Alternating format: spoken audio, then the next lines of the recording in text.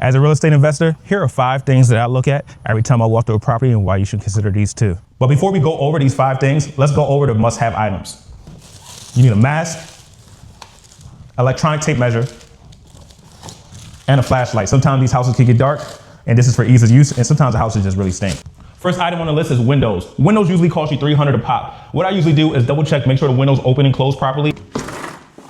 And if the windows are vinyl, if they are vinyl, I usually keep them. If they're wooden, that means they may have lead in them, so I need to get rid of them.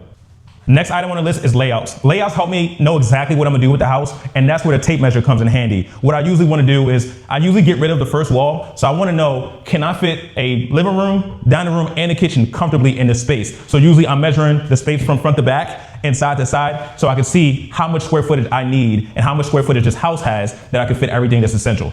Next on the list is the basement. In order to finish the basement, I need 6'8" in height. So usually I'll use my tape measure and measure from ceiling to floor to make sure I have the right height. That way I know whether I need to dig out the basement to make it finishable or if I can't finish the basement at all and have to leave it unfinished space. That affects the numbers, that affects the comps. Next up is the mechanical system. I need to know what kind of mechanical system is in the house. Currently, this house does not have central AC or heating, so I'm gonna have to factor that into my cost when I'm running my budget.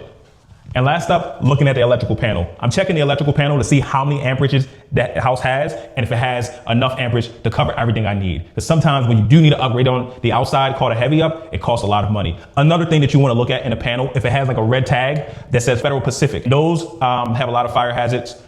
Now, if you want my complete walkthrough checklist, comment the word walkthrough and I'll shoot it to you in your DM.